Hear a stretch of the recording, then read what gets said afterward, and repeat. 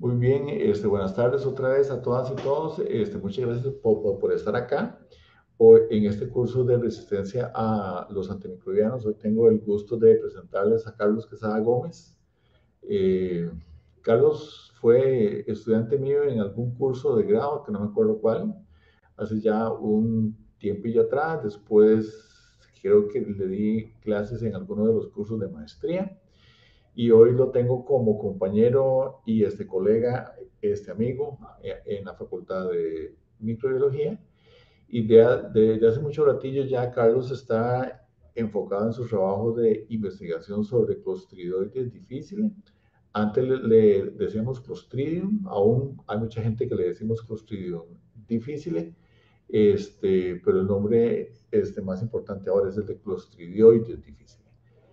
Carlos tiene una experiencia muy amplia en esto, desde todos los brotes que se empezaron en Costa Rica desde el año, si mal no recuerdo, 2009, por ahí, y que fue parte del grupo que hizo el abordaje de los brotes y el estudio de los brotes desde entonces. Y Carlos estaba en esto desde hace ratillo. Para mí es un placer y es un honor que él esté con nosotros. Como les decía, hace una semana, este es el curso de Fernando y sus amigos. Y entonces, para mí es un placer muy grande que Carlos esté con nosotros. Muchas gracias, Carlos. Más bien, muchísimas gracias, Fernando, por la invitación, que ya creo que son varias veces que me invita por acá. Y para mí es todo un placer venir a compartir con ustedes un rato de el trabajo que hemos hecho en la facultad. Y mejor no recuerdo en qué año fue la primera vez que Fernando me dio una clase, porque fue como 2004, Fernando, digámoslo así, hace 20 años, para que usted vea la primera vez que me dio clases. Eh, Ok. Y sí, como decía Fernando, desde el 2009 estamos trabajando con clústeres difíciles. Prácticamente entonces ya, este, sí,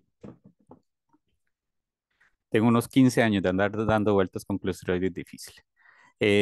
Hoy les traigo pues una charla, una recapitulación de las cosas que se han hecho enfocadas principalmente en Costa Rica y claramente enfocadas en la parte de resistencia a los antimicrobianos también. Si ustedes tuvieran alguna pregunta, algo que agregar en el camino, pues simplemente me levantan la mano, me interrumpen y con muchísimo gusto los incorporamos esas observaciones que ustedes tengan. Ok, sin más, voy a proyectarles la presentación y en este momento, si ustedes me confirman, deberían estar viendo mi presentación. Exacto. Perfecto. Entonces, como les había dicho Fernando inicialmente, hay mucha gente que todavía le decimos Clostridium difficile. Es un poco difícil acostumbrarse, pero lo más correcto es que en el 2016-17 hay una actualización taxonómica producto de las investigaciones genómicas de taxonomía y pues ahora se llama Clostridium difficile. Y hoy lo que vamos a hablar un rato es sobre el cuadro clínico que produce Clostridium difficile, que es una diarrea asociada a los antimicrobianos. Entonces ya de por sí, desde el título ya vemos que en esta historia los antimicrobianos van a estar involucrados desde el principio hasta el fin, como causantes y como solución a esta bacteria. Como introducción, primero, antes de hablar de toda la parte de antimicrobianos, me gustaría introducirles un poco a esta bacteria o refrescar algunos conocimientos que ustedes ya tengan. Hoy por hoy, la infección por Clostridium difficile es una de las infecciones más importantes asociadas a la atención en salud, a las IAS, o lo que en algún momento también se conocen como infecciones intrahospitalarias o infecciones nosocomiales, no solamente en el primer mundo, sino que también en países que tenemos sistemas de salud pues bastante desarrollados, con buena accesibilidad a los medicamentos, a los fármacos, también tenemos pues casos de Clostridium difficile que son importantes. Se ha calculado que para el año pasado las inversiones van en más de 500 millones de dólares y 300 millones de euros en Estados Unidos y en la Unión Europea que hay reportadas hasta 500.000 infecciones y 30.000 muertes atribuibles a esta difícil en estas zonas. No tenemos datos epidemiológicos muy robustos de los casos y la inversión que se tiene que hacer en Costa Rica, pero posiblemente sea un considerable número de casos y una considerable cifra, la inversión que se tiene que hacer para atender las infecciones por esta bacteria. Desde el 2013, o sea, ya hace prácticamente 10 años, 11 años, el CDC clasificó a las infecciones de difícil como uno de los problemas infecciosos más graves, resultado inmediato de la resistencia a los antibióticos, siendo una amenaza de salud pública que requiere una acción urgente y agresiva. Entonces ya de por sí me imagino que con Fernando han estado viendo todo el contexto de la problemática de la resistencia a los antibióticos. Clostridium difficile no viene siendo un reflejo más del uso y del abuso de los antibióticos en los sistemas de salud públicos. Prácticamente ya desde hace 11 años se tiró una alarma. No todos los sistemas de salud han abordado este tema tal vez como con la suficiente urgencia o agresividad de que nos menciona este órgano desde el 2013. Ahora bien, hablando un poco de la biología o el ciclo de vida de Clostridium difficile, tenemos esta imagen extraída de algunas revisiones, en donde recordamos primero que todo que los clostridios son bacterias gram positivas, anaerobias estrictas y esporuladas. El nombre de esta bacteria no está en vano, la especie. Es una bacteria nutricionalmente exigente, de lento crecimiento, y que cuesta un poco trabajar en el laboratorio, pero sí se logra. Al ser un gran positivo esporulado, anaerobio, las esporas viven en el medio ambiente. Se ha visto que viven incluso en suelos, viven en el medio ambiente en general, se han aislado desde animales, se han aislado en centros de salud a nivel comunitario. Prácticamente la ubicación de las esporas de difícil hoy por hoy se sabe que son ubicuas, prácticamente en cualquier contexto ecológico que ustedes se imaginen, han sido descritas esporas de Clostridium difficile. Esas esporas son las formas infectantes. Entonces, al tener esas formas infectantes, los pacientes o las personas ingieren o por vía oral eh, ingieren las esporas que están en el medio ambiente. Esas esporas llegan hasta el colon y a nivel del colon es que empiezan a germinar. Una vez que germinan, las células vegetativas secretan dos toxinas, principalmente la toxina A y la toxina B. Esas toxinas lo que hacen es que actúan sobre las GTPasas monoméricas de las células epiteliales del colon y primero que todo, uno de los primeros efectos a nivel celular es que hay una alteración del citoesqueleto de actina. Es como si ustedes tuvieran una tienda de campaña con varias varillas adentro que le da sostén, siendo esas varillas el citoesqueleto principalmente. Entonces, los efectos de las toxinas lo que hacen es que desorganizan ese citoesqueleto y es como si ustedes entonces le quitaran esa varilla a la tienda de campaña y la célula se hace completamente redonda y pierde su forma. Y además de eso, puede llegar incluso hasta la muerte de la célula porque las GTPasas monoméricas están involucradas en muchos aspectos de la fisiología celular. Esas toxinas, por lo tanto, son el factor de virulencia primordial y esencial en la generación de la diarrea. Entonces, las células vegetativas secretan esas toxinas y la forma en que difícil sigue su ciclo de vida, entonces es por medio de una diarrea. Por medio de las heces vuelven a salir células que esporularon a partir de las células vegetativas y salen en forma de esporas nuevamente al ambiente. Ahora, este es el ciclo biológico, pero no es que a todas las personas eh, suceda lo mismo. Hay muchas personas o pacientes que pueden adquirir las esporas y que perfectamente no necesariamente colonizan y no necesariamente les producen infección. ¿Cuál es el punto de inflexión acá? Es que la microbiota intestinal comensal del paciente o de la persona esté alterada. Y una de las principales formas aunque sea sin intención directa de alterar la microbiota intestinal, es usando antibióticos. Como ustedes ya bastante conocen, cuando uno ingiere un antibiótico, pues ese antibiótico no va únicamente contra la bacteria que les está produciendo la infección, sino que sobre todo si es un antibiótico de amplio espectro e ingerido a nivel oral, pues va a tener un impacto directo sobre sus microbiotas. De hecho, muchas veces cuando en la comunidad alguien toma antibióticos, de una vez le dicen, tome probióticos o coma esto porque puede ser que les caiga un poco mal, claro, porque a veces son entonces antibióticos de amplio espectro que nos alteran la microbiota intestinal. Una vez entonces que el paciente empiece la ingesta de antibióticos, empieza a haber una alteración de esa microbiota y pérdida prácticamente de muchas bacterias, principalmente bacteroidetes, o sea, bacterias anaerobias que viven en el intestino, empiezan a alterarse y empieza a aumentar el riesgo de adquirir la infección por difícil, a pesar de que tal vez el tratamiento con antibióticos haya finalizado, la flora, o perdón, la microbiota intestinal comensal no se recupera inmediatamente. Entonces, durante la administración del antibiótico y después de la administración de esos antibióticos, dependiendo del tiempo de aclaramiento que el fármaco tenga en nuestro organismo, hay un gran riesgo de que haya Clostridium difficile. Ahora bien, si usted es un paciente que está hospitalizado, que tiene comorbilidades o tiene otros factores predisponentes, en un ambiente cerrado como los centros médicos, aumenta la probabilidad de que un paciente adquiera las esporas de difícil en este contexto. Es por eso que, por ejemplo, en los noventas se consideraba que esta era una infección única exclusivamente intrahospitalaria. Ya con los años a eso ha cambiado un poco y es lo que vamos a ver durante esta clase. Por el momento, entonces, quedémonos con ese panorama: alteración de la microbiota, consumo, uso o abuso de antibióticos a nivel comunitario y a nivel hospitalario, y la adquisición de las esporas de Clostridioides difficile del ambiente que colonizan a nivel intestinal.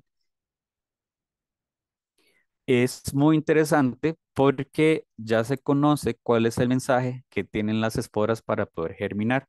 Las esporas de Clostridioides difficile llegan al intestino y antes de germinar no se van a jugar como el chance de simplemente germinar.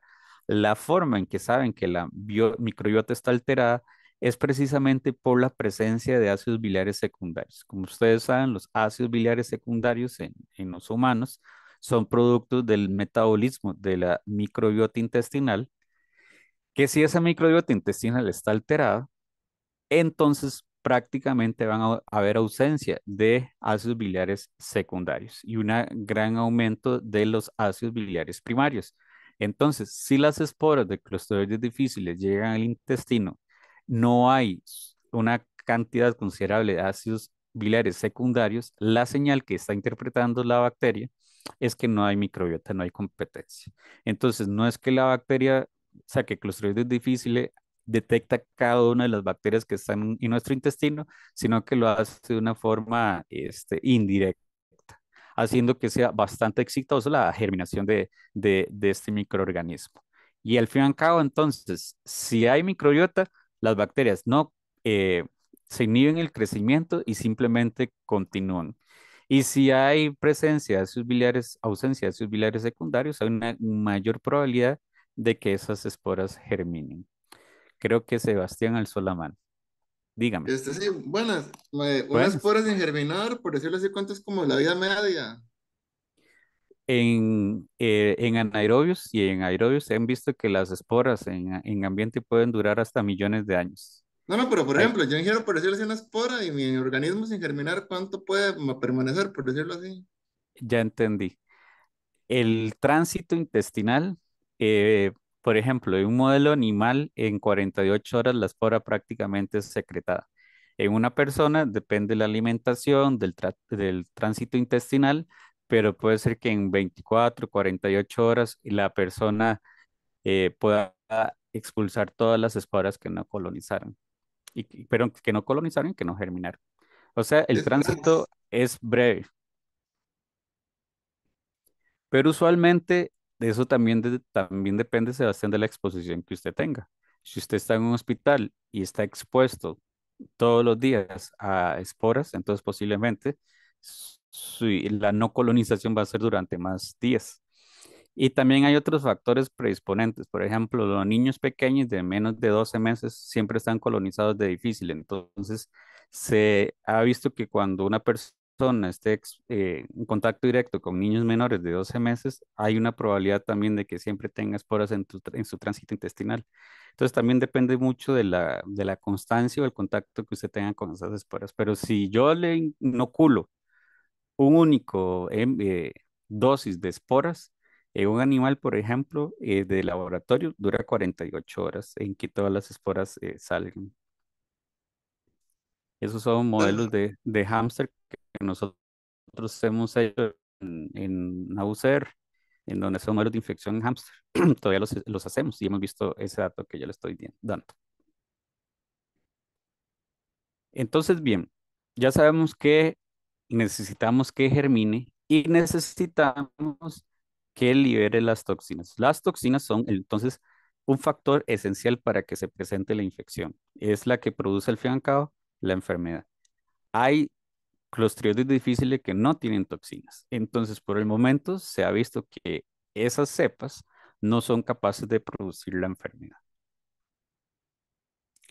El espectro clínico es muy amplio de las infecciones que produce C. difficile, porque puede ser desde portadores asintomáticos, es decir, con lo que yo estaba ahorita comentando con Sebastián, personas que se colonizaron, o sea, que sí germinó la bacteria, pero que no les produce ningún síntoma. Ya vamos a ver que es posible que no tengan algunos de los factores predisponentes que vamos a ver durante esta clase. Además de eso, como yo les mencionaba, se ha visto que en niños pequeños son portadores asintomáticos de cepas toxigénicas de difícil, pero a ellos no les produce ninguna infección en condiciones normales. También puede ser que sea un espectro desde una diarrea leve a moderada, pasando por una diarrea severa o terminando con una colitis pseudomembranosa. Ya una colitis pseudomembranosa es un estado muy avanzado de la infección por difícil, donde prácticamente difícil ha logrado barrer todo el epitelio de una buena sección del colon, principalmente del ciego y el colon ascendente, y en lugar de epitelio lo que dejan son residuos de pequeñas formaciones mucosas, como pequeñas membranas. Y en esas formaciones mucosas o membranas, en realidad lo que hay es tejido muerto, células inmunitarias muertas y algunos vestigios de las bacterias, que posiblemente ya en ese momento lo que han hecho es que ya salieron todas, pero dejen al paciente francamente comprometido. Incluso hay un porcentaje de muerte en el espectro clínico de clostridioides difíciles. O sea, también tiene una tasa de mortalidad considerable dependiendo del tipo de pacientes, el centro médico también puede producir la muerte. Y en los últimos años se ha visto que aumentaron las recurrencias. En definición, una recurrencia es que un paciente después de 6 meses de haber resuelto la infección o la diarrea, vuelva a tener un nuevo episodio, nuevos síntomas clínicos. Y entonces eso se toma como una recurrencia. El, el cuadro clínico de difícil termina siendo muy complejo porque tenemos muchas presentaciones clínicas, tenemos algunas presentaciones que comprometen mucho al paciente y se ha visto que un paciente puede tener hasta 2 o 3 recurrencias de la misma infección, haciendo que en algunas veces difícil se vuelva un patógeno oportunista, pero crónico. Es decir, que la microbiota intestinal de ese paciente no ha mejorado durante varias semanas e incluso meses, eh, y el paciente tiene una recurrencia. Pero siempre de fondo es porque tiene una alteración de la microbiota intestinal. Entonces, como yo les decía, todo este espectro clínico lo producen, es mediado por medio de dos toxinas, principalmente la toxina A y la toxina B. Estas activan mediadores de la inflamación, hacen que haya fluidos hacia el lumen intestinal. Además de eso, produce una colitis. Por eso es que puede combinarse la diarrea, la secreción de fluidos con la colitis y llegar entonces a lo que es una colitis pseudomembranosa. Y finalmente los pacientes que mueren pueden llegar a tener un megacolon tóxico fulminante, que es que ya prácticamente, eh, al menos en animales, lo que se ha visto es que hay un fallo de riñón, un fallo renal y un fallo cardíaco, en donde es iniciado por un megacolon tóxico, es decir, un colon que ya prácticamente al organismo no le está funcionando. Gabriel, cuénteme. Eh, sí, profe. Mi pregunta es si los genes de estas toxinas están a nivel cromosomal o en plásmidos. Eso ha cambiado bastante. L- la gran mayoría de cepas que se han descrito, sino casi que todas hasta en los últimos años, se ha visto que están insertos en un locus de patogenicidad que está a nivel cromosomal. Los genes que codifican por la toxina A y la toxina B. En algunas cepas nuevas que se han aislado, se han visto aquí en otros países, se ha visto que los genes podrían estar también codificados en plásmidos. Lo que postula la teoría, o se genera la hipótesis de que a la de menos, en algunos géneros de Clostridium y Clostridioides, esas toxinas eventualmente se podrían pasar o evolutivamente se pasaron. Pero las cepas clínicas que se han aislado en su gran mayoría a través de todos los años eh, están codificados cromosomalmente. Las cepas que lo tienen, ¿verdad? Porque hay hay cepas de difíciles que no tienen los genes de las toxinas, por eso están insertos en un locus de patogenicidad. Ok. Y, Ujú. y como están a nivel cromosomal, su expresión es bastante estable, constitutiva y es una medida biológica exitosa para que difícil le salga del intestino. Ok, muchas Ra- gracias. con gusto. Randall, dígame. Este tipo, digamos, de genes se ha intentado, digamos, insertar en algún otro tipo de bacteria para ver, digamos, la interacción, digamos, por ejemplo, que puede producir otra bacteria con estas mismas toxinas. Se ha intentado, pero los mutantes de difíciles no son muy fáciles de hacer. Cuesta mucho noquear genes y cuesta mucho recombinar genes. Lo que se ha logrado es que se han insertado en Bacillus megaterium y con esferoplastos de Bacillus megaterium hay que destruir por completo el Bacillus megaterium para poder extraer las toxinas, lo cual es una limitante porque entonces no se ha como logrado expresar de forma estable, sin alteraciones, la holotoxina completa, eh, por la dificultad de que se ha presentado de la inserción génica en otros difíciles para para esto. Una de las causas es que las toxinas son enormes para ser de una bacteria. Tienen casi 300 kilodalton cada una.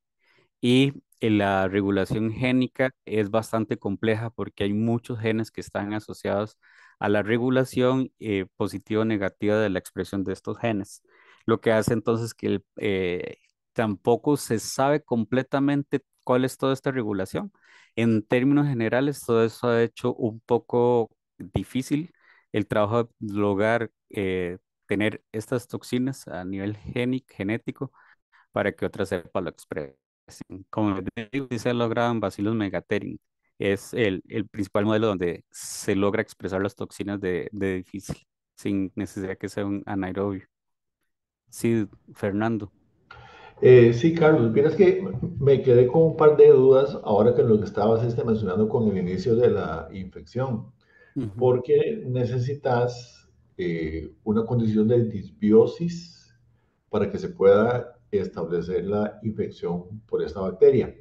Mi pregunta es, ¿esa disbiosis, por lo menos en los modelos que ustedes tienen, cómo la miden?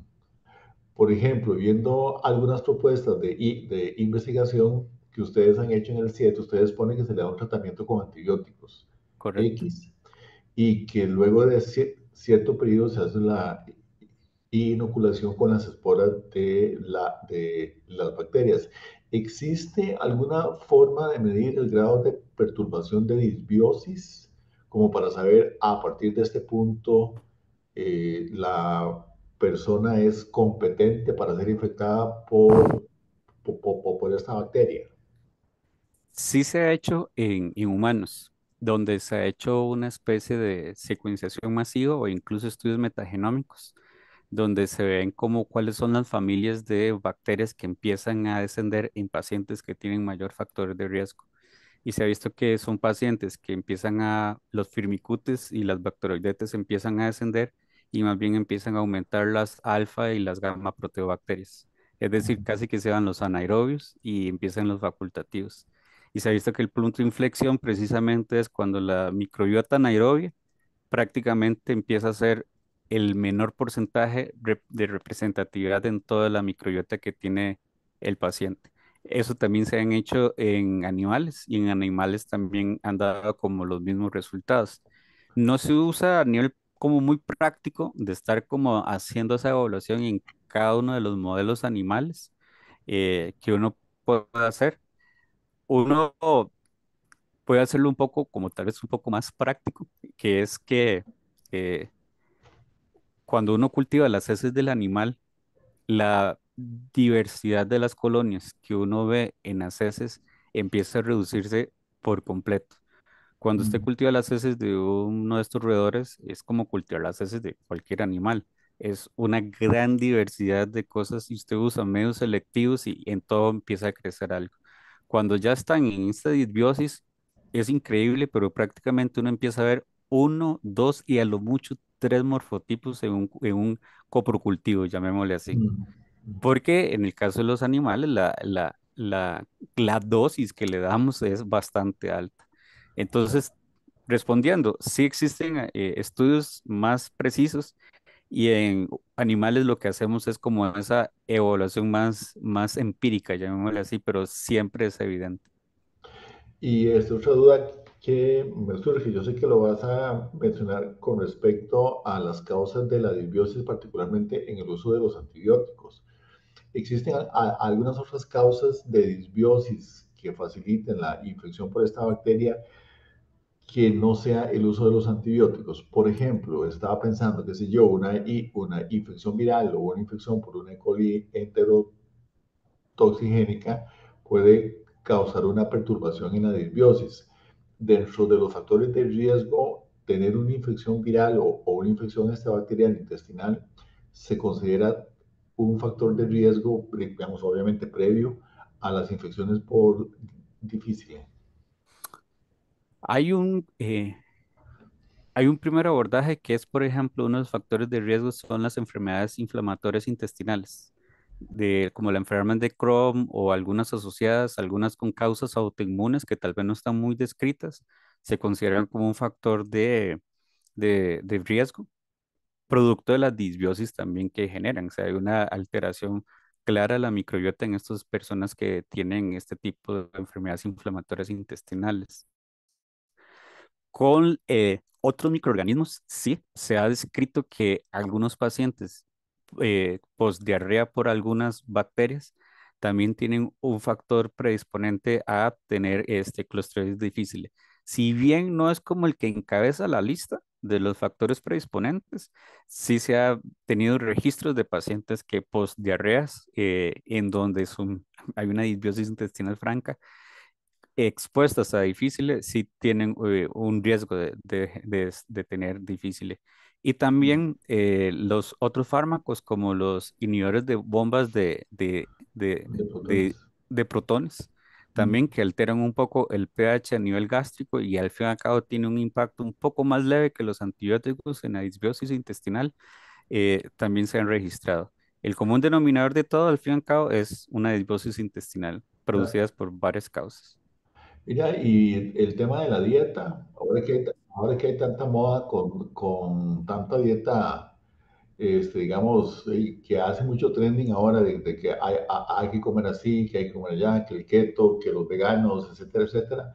Eso no puede, vamos a ver, me imagino que puede causar una perturbación en la composición de la microbiota intestinal, aunque no necesariamente implique una disminución lo suficientemente franca como para que constituya una condición es, digamos, predisponente para la infección por difícil. Si no, no hay registros, me da curiosidad porque tampoco es que he visto como que se haga un screen de todas y cada una de las dietas que existen, pero de entrada no hay no hay descrito que la dieta como tal sea algo que lo predisponga a uno para estas infecciones. Creeré yo posiblemente porque tal vez la disbiosis no es tan marcada como si habláramos de fármacos o una enfermedad inflamatoria intestinal. Sí es igual que todos los procesos diarreicos, es importante en la recuperación del paciente, pero va más de todo a nivel nutricional y de hidratación. Pero hasta donde yo tengo entendido, nunca he registrado, ni leído, ni me han mencionado que la dieta es un factor así esencial y que solamente por la dieta haya difícil. Sin embargo, Fernando, hay casos comunitarios donde todavía no se ha logrado, no se había logrado como registrar algunos de los factores predisponentes que estamos hablando. De hecho, nosotros tuvimos un caso de una niña en comunidad en el 2000, ya cuando uno empieza a recordar fechas, en el 2000, en 2011, 12, por ahí, que estaba en un jardín de niños, en una guardería, y tuvo una diarrea crónica y tenía una cepa epidémica hipervirulenta de difícil. Tenía ella 2, 3 años apenas, y nunca se le encontró ningún factor predisponente, ni en el hospital de niños, ni en me acuerdo que venía de un pediatra de la clínica bíblica. Simple y sencillamente le descartaron absolutamente todos los microorganismos y vieron que era difícil. Le dieron tratamiento y resolvió.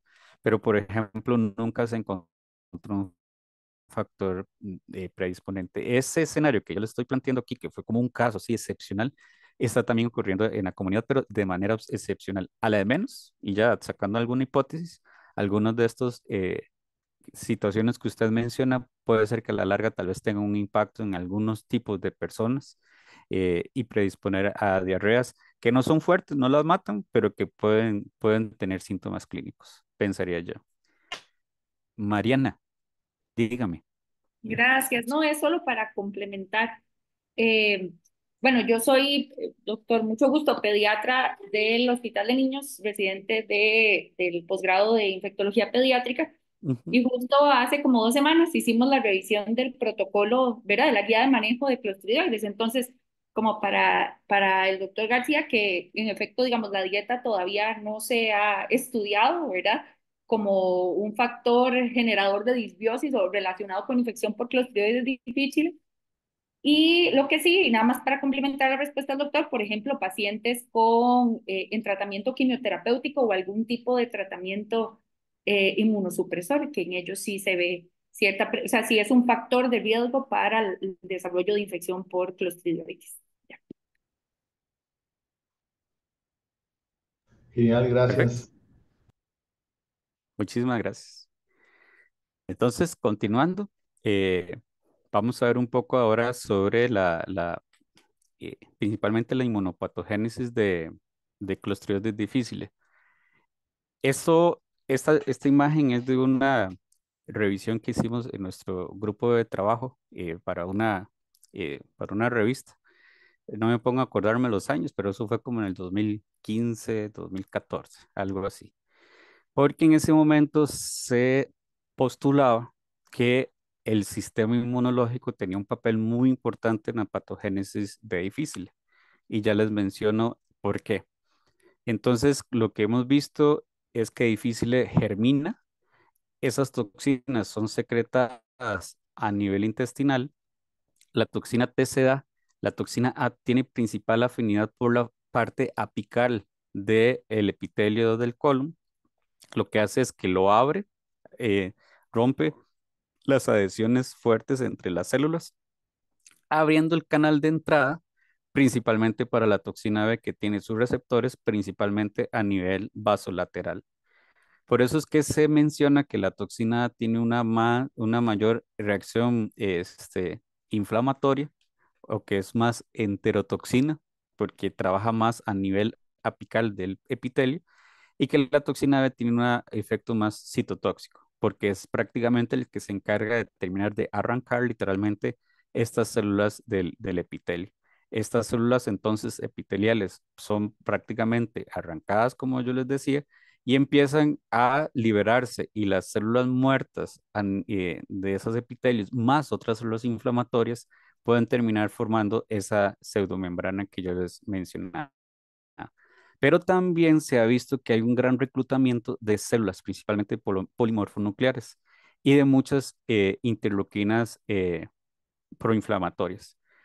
En los últimos 3 años, junto con el doctor Esteban Chávez y el doctor Elías Barquero de la UNA, hemos como empezado a explorar un poco cuál es el efecto de las toxinas de difíciles sobre los neutrófilos, porque las toxinas de difíciles virtualmente pueden afectar cualquier tipo de célula que ustedes les pongan. En un cultivo celular de cualquier célula eucariota, las toxinas de difíciles logran hacer algo, porque al fin y al cabo lo que afectan es las GTPases monoméricas. Con los neutrófilos humanos y de ratones, lo que hemos visto es que la toxina no afecta al neutrófilo. El neutrófilo sigue con su propia actividad.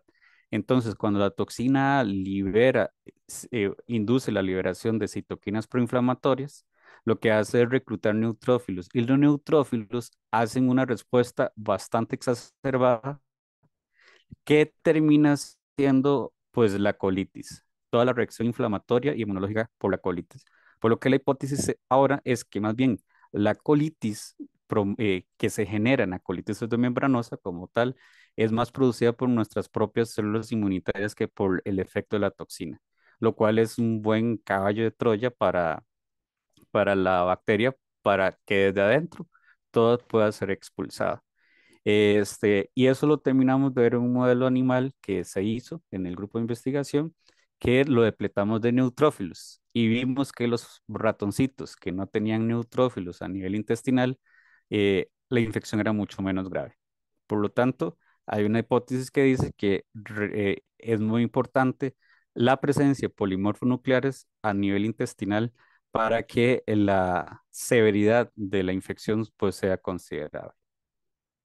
Entonces ya tenemos no solamente un componente de la bacteria, sino también tenemos un componente de la disbiosis, sino que ahora también tenemos un componente inmunitario, haciendo que el cuadro como tal, clínico, fisiopatológico, sea un poco más complejo de que solamente llegue una bacteria donde no haya competencia. Entonces, dentro de los factores de riesgo que estábamos hablando, por excelencia, la exposición a los antimicrobianos es la que se ha descrito hace prácticamente más de 30 años para esta infección. Pero también se han sumado algunas como de la edad avanzada, algunas comorbilidades. Menos frecuentemente también se habla que la inmunosupresión es un factor de riesgo para eso y para muchas otras enfermedades. La hospitalización, que se ha descrito a nivel internacional que esta es una infección de primer mundo. Así le han descrito, curiosamente, en algunos contextos de Estados Unidos y la Unión Europea. Pues Costa Rica tiene problemas de salud de primer mundo. También tiene los de tercer mundo, pero también tenemos los del primer mundo. Somos bendecidos con eso. Como tenemos con sus bemoles y de todo, pero tenemos un buen sistema de salud, un buen alcance del sistema de salud. En Costa Rica fácilmente se accesa a antibióticos de amplio espectro. No necesitamos pagar mucho dinero para eso y lo logramos. Entonces, al tener mucho acceso a antimicrobianos de amplio espectro, en Costa Rica las infecciones por difíciles son un problema y son una realidad. Entonces, de aquí en adelante, pues ya vamos a ver un poco más sobre qué ha pasado en Costa Rica. Para eso necesito introducirles un poco sobre la epidemiología molecular. Clostridios difíciles son una bacteria que cambia muy frecuente. Si ya de por sí las bacterias son cambiantes muy frecuentemente, que lo único constante es el cambio en esas bacterias, como dice Fernando, en difíciles se pronuncia todavía muchísimo más. Apenas el 30 al 40% de su genoma es conservado. Entonces, estamos hablando que más del 70% de difícil puede cambiar muy fácilmente, o sea, presenta una gran plasticidad genómica, haciendo que entonces la genotipificación o la epidemiología molecular también sea muy importante. Agregamos otro factor más a toda esta historia. Ya no solamente vamos a ver qué tiene el paciente, cómo fue la disbiosis, cómo es el sistema inmunológico de ese paciente, qué antibióticos fue el que se le dio, sino ahora también la pregunta es cuál fue el genotipo que colonizó a ese paciente. Porque algunos genotipos son más virulentos, otros genotipos son menos virulentos, algunos genotipos presentan más factores de resistencia a los antibióticos que otros. Entonces, en esa necesidad se han desarrollado al menos tres técnicas de genotipificación a través del tiempo. La electroforesis en campo pulsante, que fue nuestro caballo de batalla durante mucho tiempo, con un equipo de campo pulsante que tenía Fernando hace un buen tiempo. Es la técnica que se usó por mucho tiempo en Estados Unidos, Canadá y aquí en Costa Rica. Ya ha caído un poco en desuso, claramente, porque las técnicas de secuenciación genómica son más accesibles y ahora más baratas. También en Europa todavía se usa mucho la ribotipificación, que al fin y al cabo es describir algunos perfiles de los ribosomas, de los genes que codifican por los ribosomas en estas bacterias, y también por el MLST, que es uno de los que más se usan actualmente. Actualmente, entonces, en la vigilancia epidemiológica es principalmente usado ya el MLST para hacer incluso algunos estudios de filogenética, y a nivel ya de brotes y de investigación, pues la secuenciación del genoma completo, pues también está siendo bastante importante para terminar de estudiar estos tipos de bacterias. Con esto lo que quiero decirles es que aquí en adelante posiblemente les hable del patrón de Norteamérica, NAP, les hable de ribotipos o les hable de sequence type, que es muy importante en el contexto difícil para poder poner como a uno siempre le gustaría ser lo más específico posible en este tipo de abordajes en bacterias, en donde no solamente vamos a hablar de aquí en adelante de difícil, sino vamos a ponerle apellido a ese clostridio difícil, dependiendo del genotipo, entendiendo que ese genotipo tiene implicaciones en la resistencia a los antibióticos y en la virulencia. Ahora bien, esto ha permitido describir diferentes genotipos que tienen ciertas características epidemiológicas. Por ejemplo, el genotipo que eh, abrió las puertas a que Clostridium difficile tomaran más atención a nivel hospitalario fue un genotipo que apareció en el 2003 en Canadá, que se le clasificó como NAP1 o ribotipo 027. Por excelencia, una cepa epidémica, causó brotes epidémicos en Canadá, en Estados Unidos, en Europa, países que no estaban preparados para una epidemia de estas bacterias a nivel intrahospitalario. Y en el 2009, pues llegó a Costa Rica. Y también es donde abre los brotes hospitalarios a nivel costarricense. Sin embargo, luego empiezan a haber cepas epidémicas emergentes y esta es la realidad epidemiológica de difícil y de muchos otros patógenos en realidad, en donde hay nueva adquisición de información genética, mutación de otra, adaptaciones fisiológicas a diferentes circunstancias de la bacteria, lo que ha hecho es que hoy por hoy tengamos ya no solamente una cepa epidémica, sino que tengamos varios genotipos potencialmente epidémicos de manera emergente, como estos que les menciono acá. Se los menciono porque también aquí en Costa Rica en algún momento llegaron y han sido escritos en los hospitales. Además, ya no solamente son casos intrahospitalarios, sino han ido en aumento los casos comunitarios. Se ha visto que las recurrencias en los últimos 10 años han aumentado hasta el 20-30% de los casos. Y lo que yo le mencioné antes a Fernando, que hay descritos también casos en adultos jóvenes, como los que estamos aquí conectados, sin factores de riesgo considerables. Y finalmente, esa epidemiología cambiante de difícil termina de contextualizar con lo que mencionaba la doctora también, de que hay una incidencia en niños importante y que en algunos de estos son pues casos comunitarios. Ahora simplemente para recordarles por qué esta cepa fue epidémica. Hoy por hoy se entiende que la resistencia a las quinolonas, a las fluoroquinolonas fue clave. De hecho, se considera que el cepas que son resistentes a las fluoroquinolonas tienen un potencial epidémico porque no solamente tienen mutaciones en genes que le dan esta resistencia, sino que tienen muchos otros factores determinantes de resistencia que los vamos a ver a continuación. Entonces, es una cepa que hiperproduce toxinas, tiene una mayor capacidad de esporulación y tiene una alta resistencia a diferentes antimicrobianos. Se esparció por el mundo estos dos linajes de NAP1 027. Aquí en Costa Rica estamos como en rosado. En ese tiempo no había flechas porque no sabemos bien cuál era el linaje que teníamos en Costa Rica, si era norteamericano o europeo. Luego vimos que con su secuenciación genómica, mi compañero César Rodríguez, que hizo este análisis junto con todo el grupo, vimos que las bacterias que teníamos acá o los genotipos que tenemos acá eran muy parecidos o casi idénticos a los que tenían en Canadá y que inauguraron estos brotes en el 2003-2005. Ahora bien, entendiendo todo este contexto, lo que sucedió, y me perdonan tal vez esa introducción, esta segunda hora que Fernando me dijo que tenía dos, vamos a hablar ahora sí de antimicrobianos. Eh, Sería muy seco si hubiéramos empezado de una vez con la resistencia y para ustedes tal vez hubiera sido aburrido de que ahí viene a hablar alguien más de una bacteria que tiene resistencia. Sin menospreciar eso, creo que con difícil es más importante también entender el contexto porque entonces ahora tal vez le damos más importancia o vemos mejor la importancia del asunto de los antimicrobianos, porque es como una paradoja, ¿verdad? Al fin y al cabo, la resistencia antimicrobiana es un problema de salud pública para el tratamiento de infecciones, pero en este caso es un problema de salud pública porque me genera una infección también. Entonces, ¿cómo vamos a resolver una infección bacteriana producida por antibióticos? Necesitamos más antibióticos.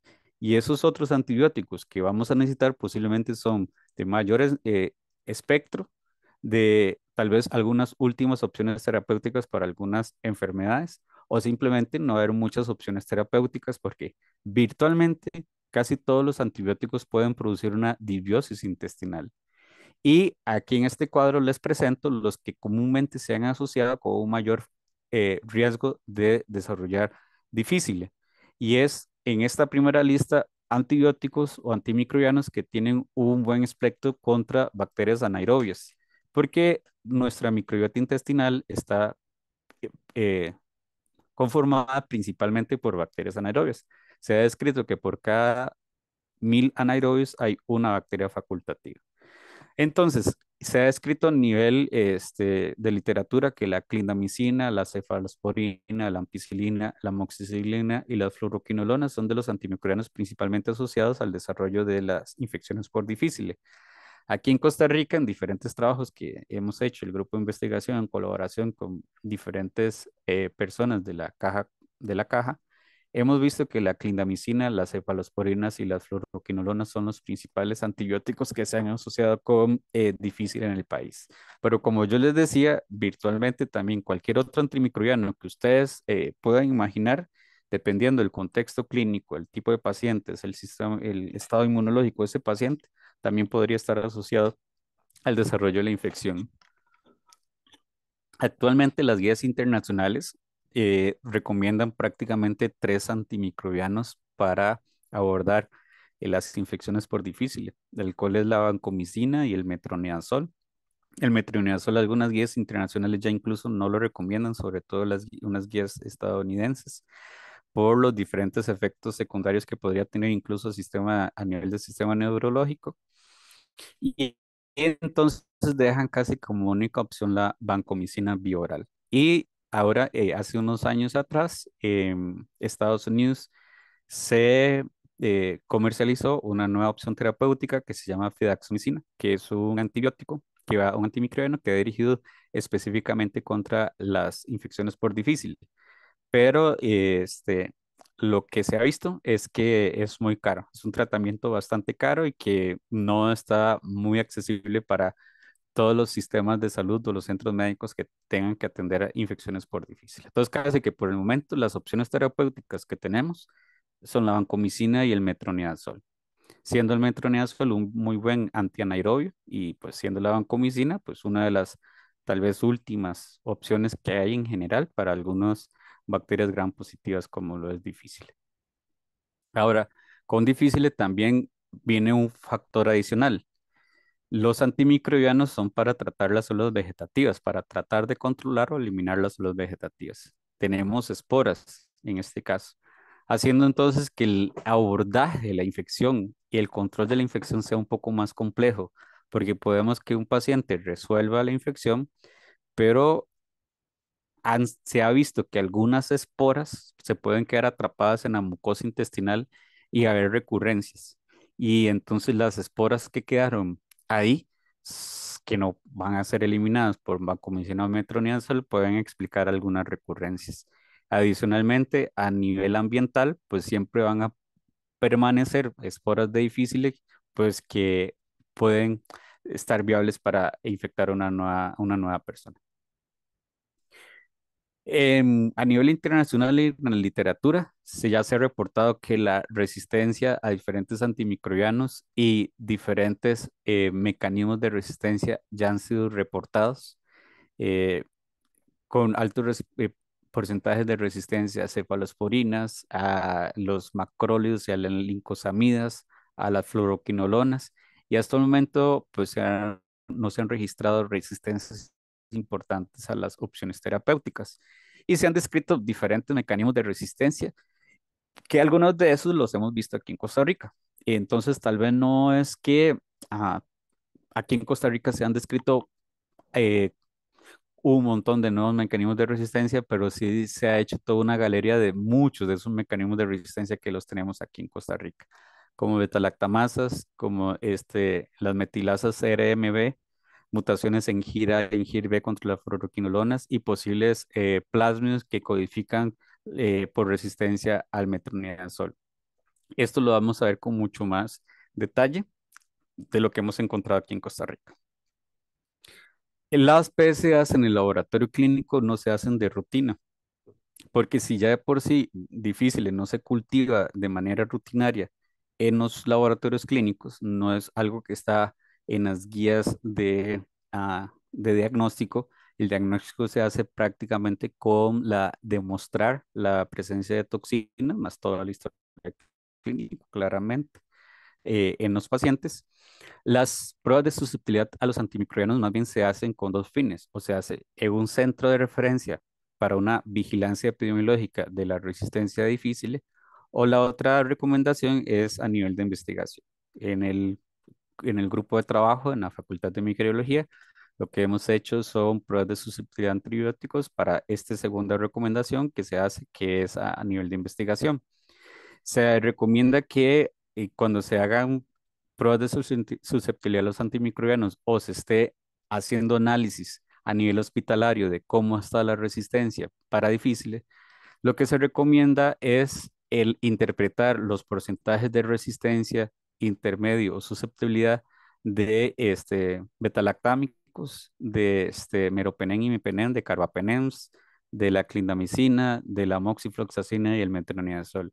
A lo que me refiero es que para todo este grupo de antimicrobianos existen puntos de corte, por lo cual entonces se pueden establecer porcentajes de resistencia.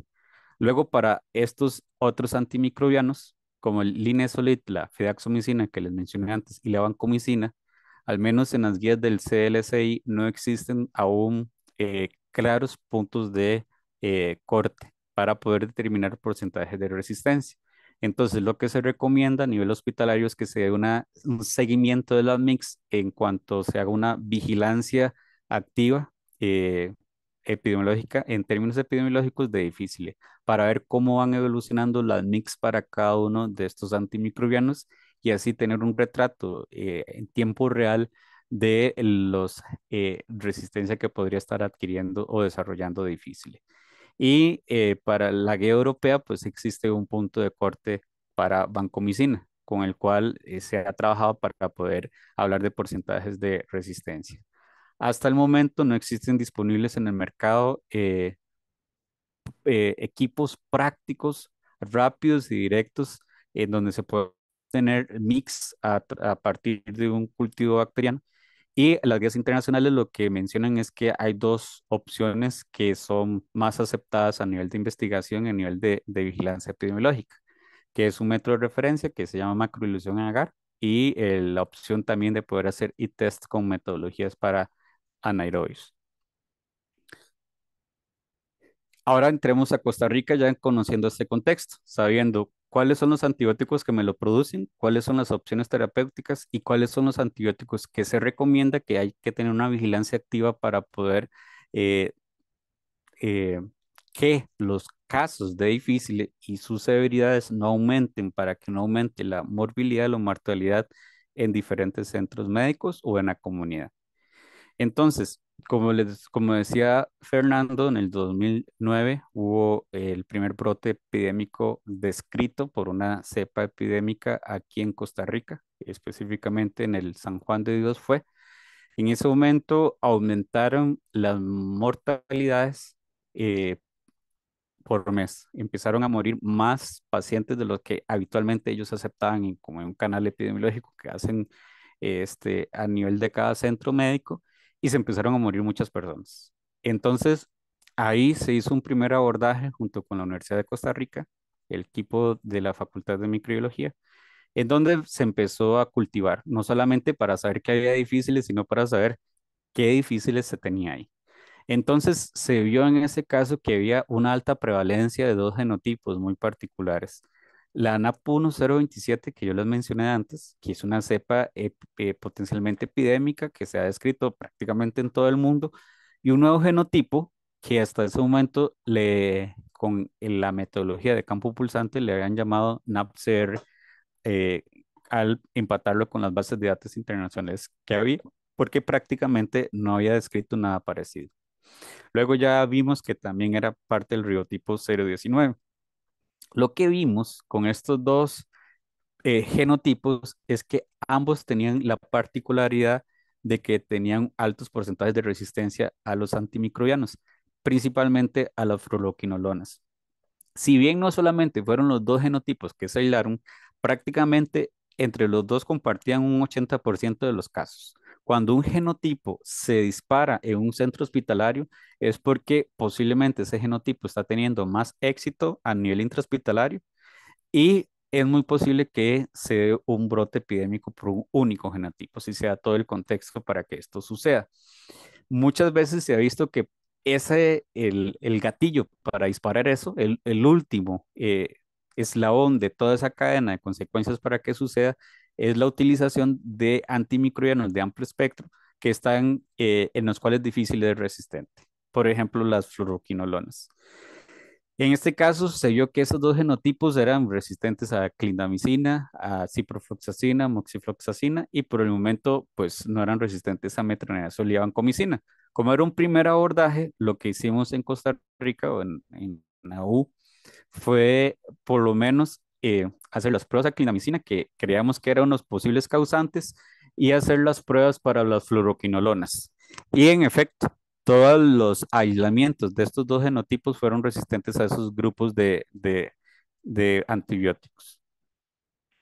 Luego, años después, se secuenció el genoma de las NAPCR riotipo 019 aisladas de hospitales costarricenses y interesantemente, o para desgracia también de nuestro sistema de salud público, vimos que esa NAPCR era una forma, en términos prácticos y sencillos, de un repositorio de genes de resistencia y una fotografía tal vez de cómo se han utilizado los antimicrobianos en Costa Rica.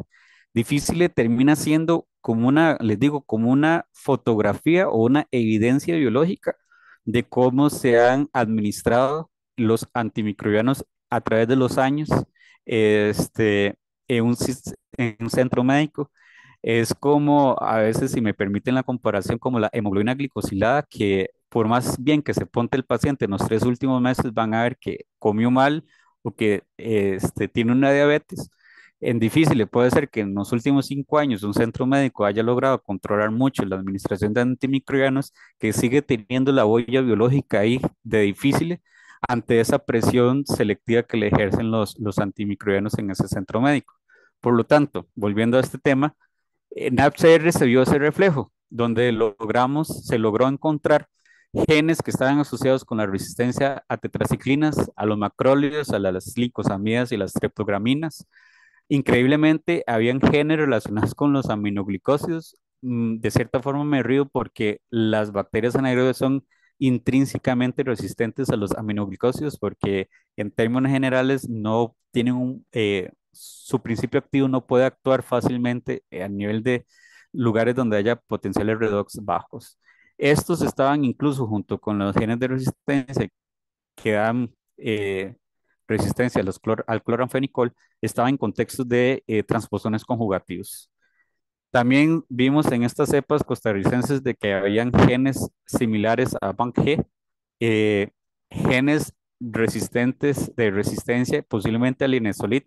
Aquí nos encontramos algo muy interesante, que fue otro trabajo que hicimos en el grupo de investigación, que vimos que había unos aislamientos que tenían ciertos mix un poco elevados al inesolit, como no hay puntos de corte, o en ese momento ni ahorita hay. Entonces lo que vimos es que después de hacer una secuenciación y de poner es ver la evidencia biológica de lo que expresa este gen, vemos que había unas metilaciones a nivel ribosomal y encontramos que había esto, CFR-like, unos genes que parecían a los genes ya descritos para linezolid. Entonces parece ser que en este contexto teníamos eh, como un nuevo gen, sí, un nuevo gen que codificaba para la resistencia al linezolid en este tipo de cepas. También se describieron beta-lactamasas, se describieron como hasta 3 o 4 grupos de bombas de flujo que podían estar relacionadas con el bombeo de bacitracina, quimioterapéuticos, cloruro benzalconio, que están algunos desinfectantes, sales biliares, cetrimida, eritromicinas, tetraciclinas y lincosamidas. Es decir, tenemos posiblemente que a pesar de que la NAPCR no hiperproducía toxinas, no es por la más fácil, a la hora que lo llevamos en los animales no era la cepa más virulentas que habíamos encontrado, como si lo era la cepa epidémica por excelencia que se había descrito a nivel internacional. Una de las hipótesis que teníamos es que entonces todo este arsenal que tenían estas cepas que le llamamos endémicas o autóctonas o criollitas, como ustedes quieran verlo, hacían de que de alguna forma tuviera algún porcentaje de éxito a nivel hospitalario por la presión selectiva que se le ha venido dando durante años, de años, porque también tenían mutaciones puntuales y muy estables como en el GIRA o en RPOB que dan resistentes a fluoroquinolonas o a rifampicinas respectivamente. Y todos estos codificantes genéticos que les estoy hablando o todos estos genes que les estoy hablando con sus contextos estaban en un único genotipo y un grupo de cepas que aislamos del Hospital San Juan de Dios entre el 2009 y el 2010. Algo que fortalece la hipótesis de que estas genotipo autóctono tenía un gran éxito al ser muy resistentes a antibióticos es lo que vemos en este cuadro. Al extraer alguna información eh, clínica o epidemiológica en ese momento, esto indica el número de antibióticos que recibió un paciente hasta 8 semanas antes de iniciar con el cuadro de infección, con la diarrea. Entonces vemos que los pacientes que tenían la NAP1 027, esa cepa epidémica ya descrita a nivel internacional, eh, la mayoría de pacientes tenían 1 o 2 antibióticos. Y ya después de 1 o 2 antibióticos, habían generado una diarrea con el genotipo epidémico.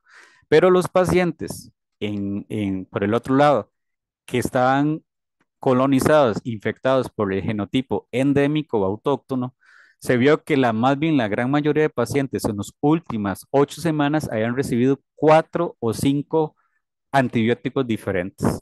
Por lo que se dio entonces que el principal factor de riesgo de adquirir ese genotipo endémico para un paciente era recibir más de 4 antibióticos en las últimas 8 semanas en pacientes hospitalizados, que se vuelve más regular en otros genotipos. Por eso yo les decía que entender el contexto molecular y hacer epidemiología molecular en difícil es bastante importante, como les repito, a nivel de vigilancia epidemiológica, a nivel de investigación, para terminar de entender también estas interacciones que tienen con los diferentes antibióticos, que son al fin y al cabo los que generan los cuadros clínicos.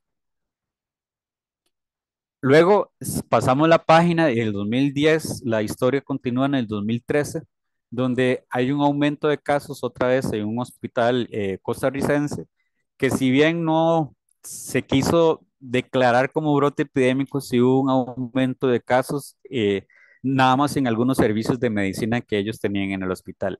Aquí se esperaba que fuera el mismo panorama que se tenía en el 2009-2010, una cepa epidémica con alta resistencia a quinolonas, hiperproductor de toxinas, muy virulenta, y un genotipo endémico, no muy virulento, poco productor de toxinas convencional, pero altamente resistente a muchos antibióticos.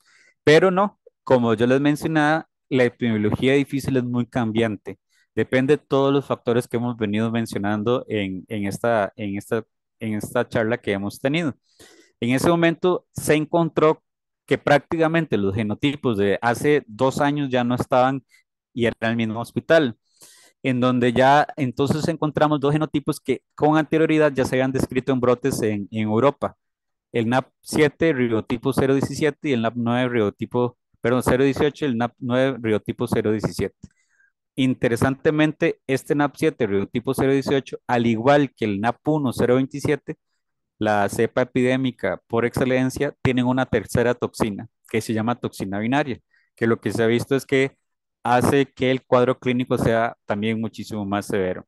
Pero no solamente se explica con tener una tercera toxina, porque este es un ejemplo de este segundo genotipo, que es un genotipo que no tiene ni la toxina A ni la toxina binaria, nada más tiene la toxina B y fue suficiente como para estar asociado a este brote en esa ocasión. Aquí incluimos más antibióticos para ensayar y vimos que estos aislamientos de este brote eran 100% resistentes a ciprofloxacina con mix muy altos, 100% resistentes a cefotaxim, ya una resistencia pues elevada a levofloxacina con mix 90 bastante altas, eh, resistencias del 50% a clindamicina y todavía no encontrábamos resistencias a metronidazol utilizando los puntos de corte que antes les mencioné. En este caso también es importante extraer la resistencia que se está presentando a las cefalosporinas y a las fluoroquinolonas, que vamos a ver en algunos trabajos posteriores que son de los antibióticos que más se han podido asociar en los trabajos en hospitales costarricenses con el inicio de las diarreas. Luego, el siguiente trabajo en el que estuvimos fue en el 2016, unos 2015-2016, unos 3 años después, en donde se hizo un trabajo con el Hospital Nacional de Geriatría y Gerontología, con colegas de allá y con geriatras que trabajaron en conjunto con nosotros, en donde tenían también una problemática que tenían un aumento de casos en pacientes con edad avanzadísima. Me acuerdo que la edad promedio de los pacientes era 92 años, que era pues normal para un hospital geriátrico, pero era un trabajo que tal vez nunca se había hecho en Costa Rica de poder estudiar esa población tan específica. En ese caso, la hipótesis inicial era la misma. O está la cepa epidémica, o está la cepa endémica, o están las dos cepas emergentes del 2003. Sin embargo, lo que se vio fue que en realidad lo que tenían era un grupo de genotipos, ninguno prevaleciente, pero que todos tenían una resistencia considerable a los antimicrobianos. Se hizo este primer registro inicial en donde se determinó cuáles eran los antibióticos hasta 8 semanas antes del inicio de la diarrea. Epidemiológicamente, esto es lo que se establece, buscar las 8 semanas antes del inicio de la diarrea cuáles fueron los medicamentos que se dieron, que son los que directamente entonces se pueden vincular al desarrollo de la infección. En términos generales, ellos lo que vieron fue que las cefalosporinas y la ciprofloxacina y la amicacina eran los tres antibióticos que estaban más relacionados con los casos clínicos. En ese momento, me acuerdo que estoy involucrado con eso, hicieron un abordaje para controlar la administración de de las cefalosporinas, las aminoglicosidas y las fluoroquinolonas en estos pacientes y empezaron a disminuir los casos clínicos complicados o severos que tenían. Aquí a la derecha es una descripción de los diferentes genotipos que se encontraban y no se caracterizó entonces como un genotipo prevalente. eh, eh, que uno pudiera asociarlo a un brote epidémico en particular, sino que era un mosaico de genotipos con esta resistencia que les presento a continuación. 100% a ciprofloxacina, a 100 a cefotaxim, alta resistencia a la levofloxacina, un casi 30% a la clindamicina. Entonces también veíamos el problema entre las fluoroquinolonas y las cefalosporinas. Y como ustedes están viendo, y se los he reportado varias veces, el panorama que estamos viendo es que nuestras cepas, a través de los años, sin importar el genotipo y ahora sin importar el centro médico, nos están presentando unas altas resistencias a cefalosporinas y a fluoroquinolonas en términos generales. Luego, estos son los resultados tal vez más recientes que tengo. Los logramos terminar hace como 2 meses.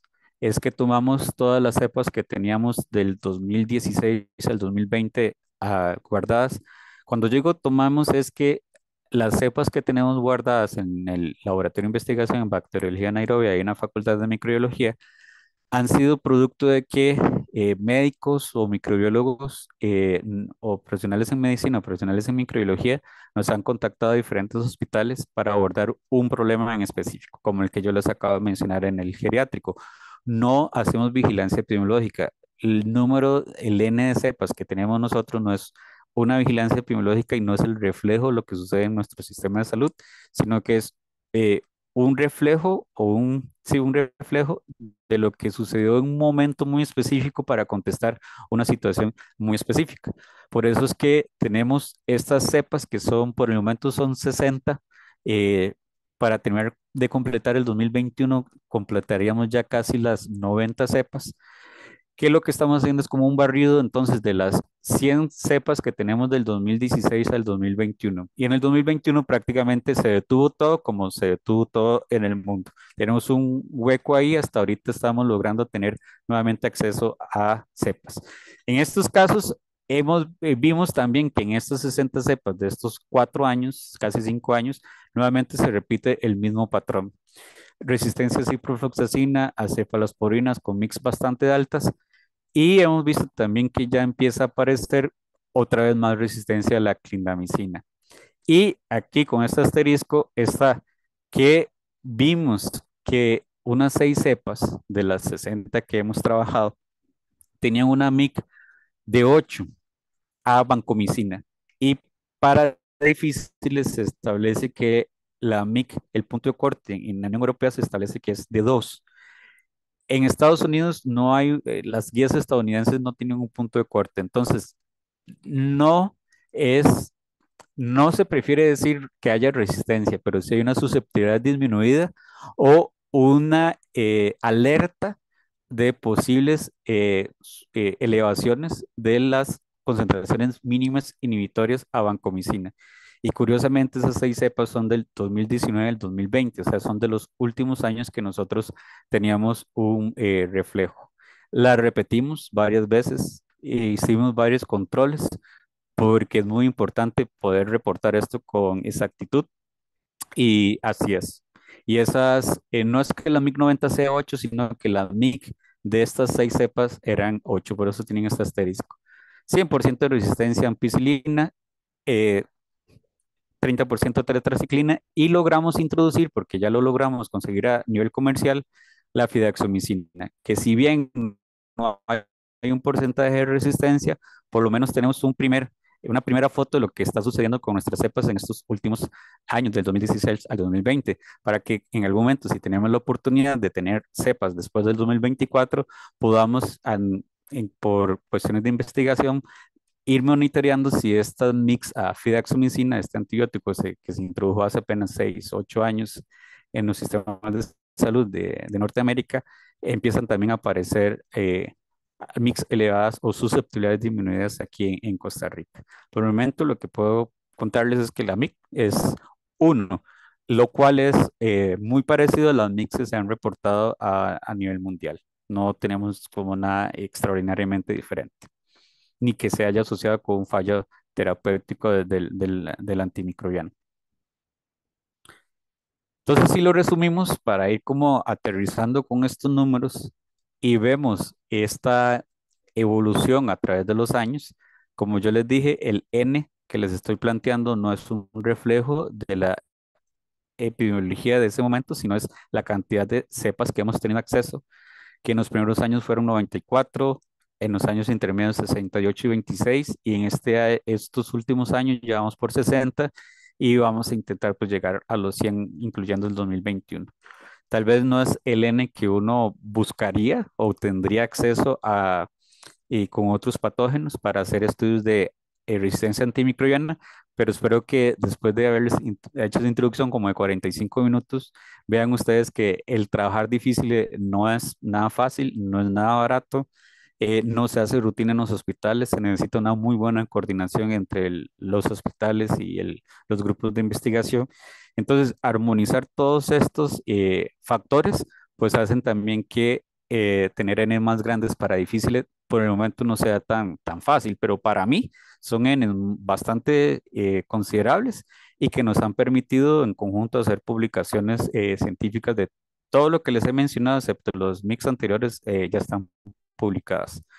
Entonces, si vemos a través de los años, desde el 2009 hasta el 2020, prácticamente la resistencia a ciprofloxacina se ha mantenido.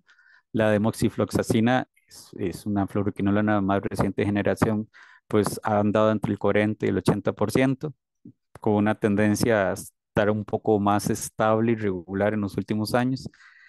A cefotaxim, prácticamente la resistencia se ha mantenido a través de todos estos años.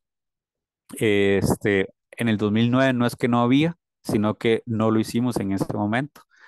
Para clindamicina, en el 2009, durante el brote, en esos dos genotipos en específico, vimos que habían alta resistencia, pero ahora se ha mantenido regular entre el 40 y 50% de los aislamientos hacia el 2020. En metronidazol nunca hemos encontrado cepas resistentes y en vancomicina pues tenemos esas pocas cepas que son dignas de estudiar un poco más. Vamos a hacer secuenciación del genoma, vamos a hacer unas pruebas adicionales para estar completamente convencidos de que son cepas con susceptibilidad disminuida a los antimicrobianos obtenidos de hospitales costarricenses, lo cual es una alerta importante sobre el abordaje de prácticamente la última opción terapéutica que hay para clostridios difíciles en los sistemas de salud. Y adicionalmente a eso, no solamente esto es como un mensaje adicional. Creo que eso lo han discutido mucho con Fernando, la visión de una salud, de toda la problemática que es la resistencia a antibióticos, que no solamente lo que se receta en el hospital, lo que logramos tener acceso a nivel comunitario, sino también lo que se usa en agricultura, en las actividades pecuarias y en las actividades de animales. Todo tiene un impacto y todos estamos conectados.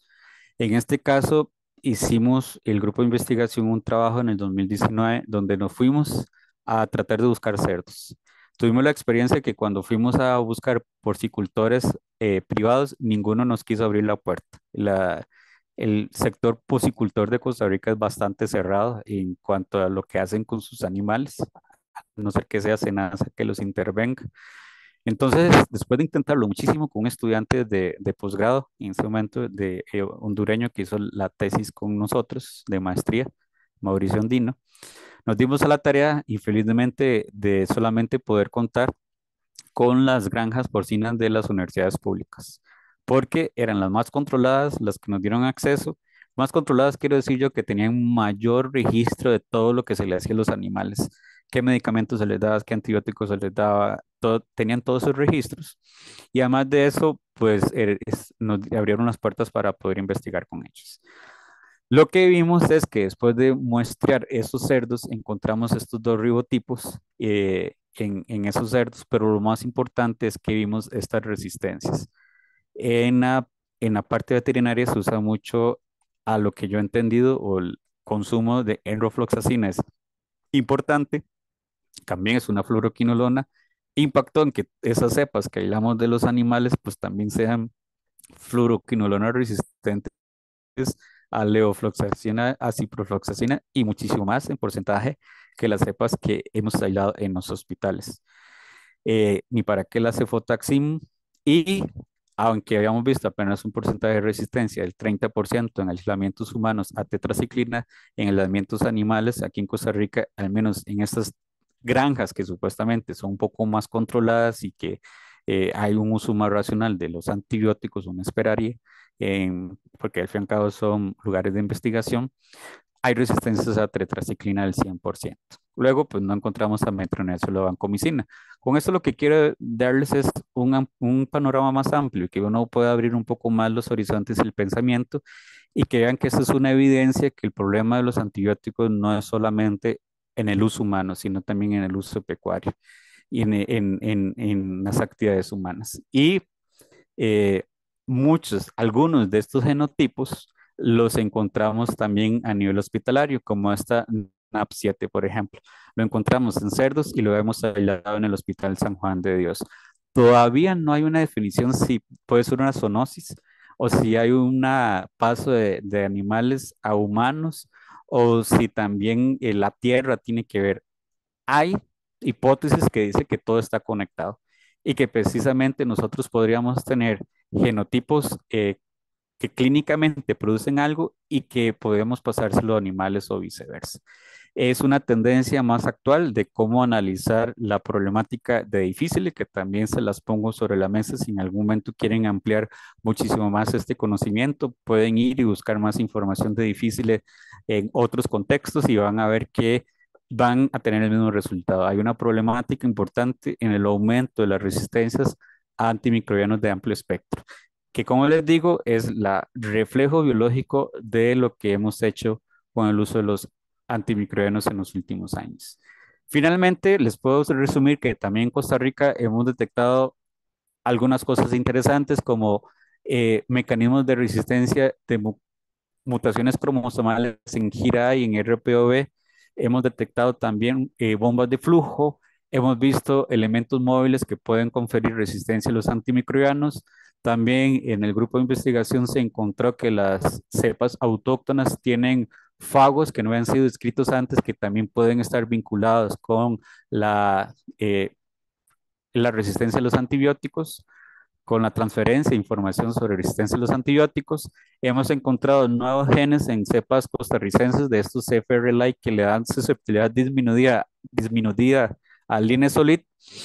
Y en conclusión, para llevar a la casa, el mensaje es que al menos el reflejo de lo que hemos visto por el momento, los tres antimicrobianos que hay que tal vez ponerles más consideración sobre la problemática que nos están dando sobre difíciles son las fluoroquinolonas, las cefalosporinas y la clindamicina. Siendo difícil, entonces, nuevamente les digo, el reflejo del uso y el uso y abuso que le hemos dado a los antibióticos, ya no solamente a nivel hospitalario, sino a nivel comunitario, siendo entonces demandante que patógenos como estos eventualmente tengan sistemas de vigilancia más continuos y más estrictos, no tanto en los genotipos, sino de los mecanismos de resistencia que pueden estar adquiriendo y que eventualmente compliquen las infecciones todavía más de Clostridium difficile a nivel hospitalario, a nivel comunitario.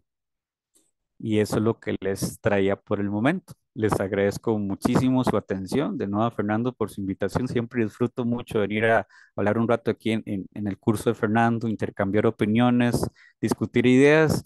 Y pues estoy abierto si tienen alguna otra pregunta adicional o comentario. Muchas gracias, Carlos. Hay una mano levantada. Sebastián, creo que es. Sí, Sí, una pregunta. ¿El trasplante de microbiota fetal que tanto se suele usar en pacientes ya muy complicados con clostridioides? eso es un tema adicional que les puedo resumir. El trasplante de microbiota fecal eh, no hay guías internacionales que lo recomienden completamente porque tiene algunas cuestiones en contra o detractores de esta técnica. En general, esta técnica lo que se hace, y aquí en Costa Rica se ha hecho, es tomar donantes de heces, principalmente que sean familiares. En el laboratorio lo que se hace es licuarlos, literalmente. Hay una licuadora, las heces de las personas, pasarlos por una manta para filtrarlos y lo que queda, echarle solución salina estéril. Yo no sé para qué estéril, porque por sí es un congregado de bacterias de las heces. Si vemos esa metodología, pues no hay nada como decía Fernando ahora, ¿cómo lo comprobamos cuál es la composición de esa microbiota fecal que le estamos trasplantando a una persona? No, la técnica que hay actualmente es simplemente tengamos eso y pongámoslo a un paciente. Funciona, hay un gran éxito clínico en pacientes que ya no respondieron a ninguno de los antibióticos y que prácticamente eh, no hay opciones terapéuticas y hay éxitos descritos del 80-90% de los casos para resolver difíciles. Sí se usa, sí se hace. A nivel internacional, muchos han registrado. No hay guías internacionales que le digan que eso es un tratamiento sí o sí. Y, digamos, siendo abogado del diablo en esta técnica, las preguntas que se hacen es, ¿qué va a pasar a largo plazo de instaurarle una microbiota de otras personas o nueva? Porque sabemos que la microbiota tiene que ver con nuestro metabolismo, con enfermedades metabólicas, se ha visto asociado con incluso con enfermedades de salud mental, enfermedades psiquiátricas, etcétera. La microbiota gobierna nuestro cuerpo. Entonces, también se ha visto relacionado con alergias, por ejemplo. Entonces, el problema ahí es, si usted me dice a mí, un familiar mío, usted están a punto de no tener ninguna opción terapéutica y está malísimo, yo digo, venga el trasplante de microbiota fecal. Es una opción que se ha descrito que funciona. Algunos grupos de investigación incluso han caracterizado cuál es la composición de esa microbiota que mejor podría funcionar, pero no se ha logrado sistematizar porque no a todo el mundo le funciona la misma microbiota. A nivel internacional, por la dieta, las costumbres, el componente genético, etcétera. Entonces, es todo un tema. Sigue siendo una opción terapéutica. En Costa Rica se hace para pacientes que no respondieron bien a ninguno de los tratamientos por difícil.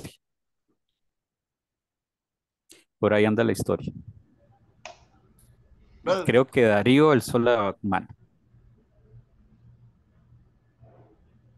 Contarles sobre los ácidos biliares secundarios que mencionaba al inicio, si existen tratamientos que los integren, realmente, si sintetizan y se utilizan en este tipo de, de infecciones, por ejemplo, si lo han pensado en utilizar. Hay, sí, se ha propuesto, pero al menos en modelos animales, que tal vez son modelos un poco más reduccionistas y fáciles de manipular, no se logra tener la suficiente cantidad o concentración de ácidos biliares secundarios como para que difícil sea engañado. Sobre todo que sean constantes, porque en realidad la microbiota es la que hace que el primario se convierta en secundario y sea un ejercicio continuo. Entonces se han logrado como instaurar a nivel intestinal, pero fácilmente salen, no hay nada que lo retenga fácilmente ahí.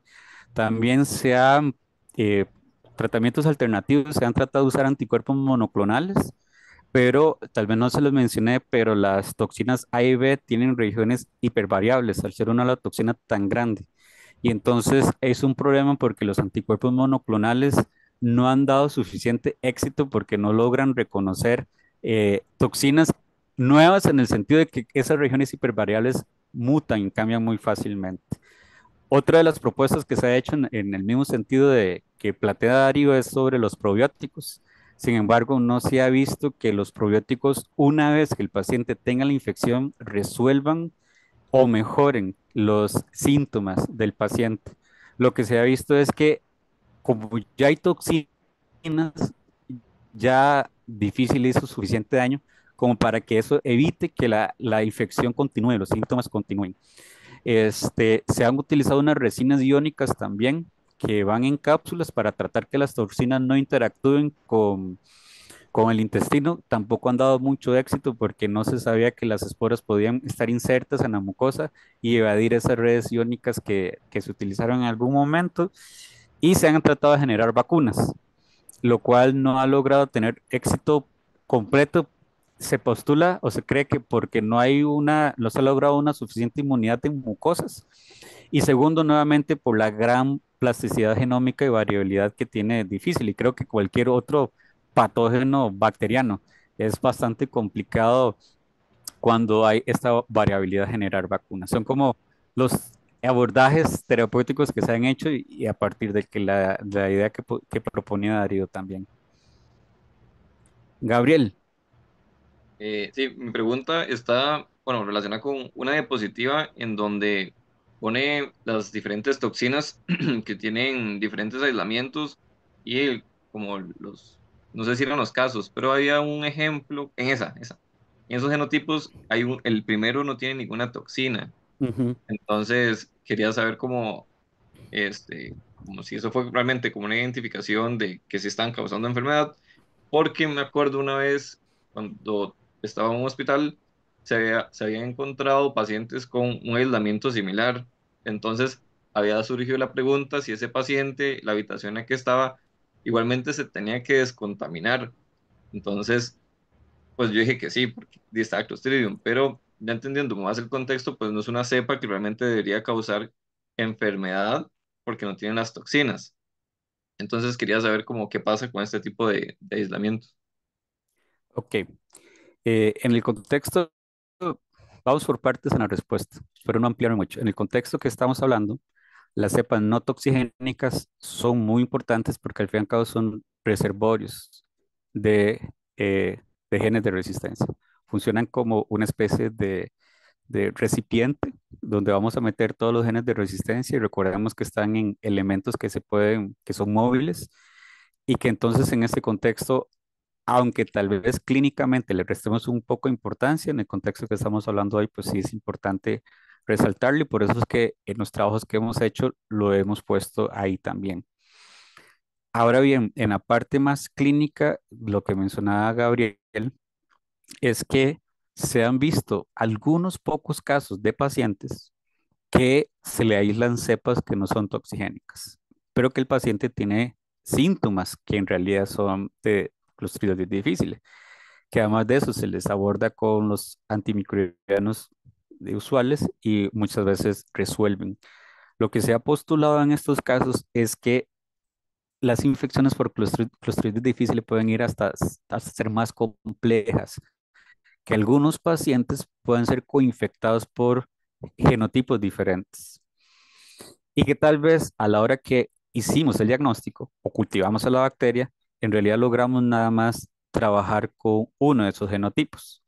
Unas soluciones que planteaban en algún momento algunas investigaciones que había que tomar cada una de las colonias que se logran aislar en un primo aislamiento. Se puede hacer, pero al menos para nosotros es una locura tratar de pescar cada una de las colonias que habían.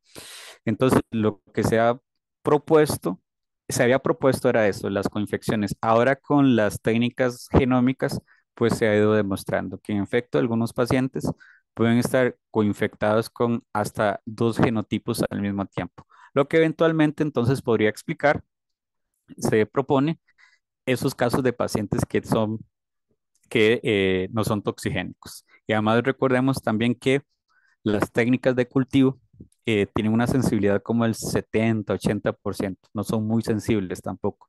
Entonces también hay varios casos de difíciles que se nos están escapando.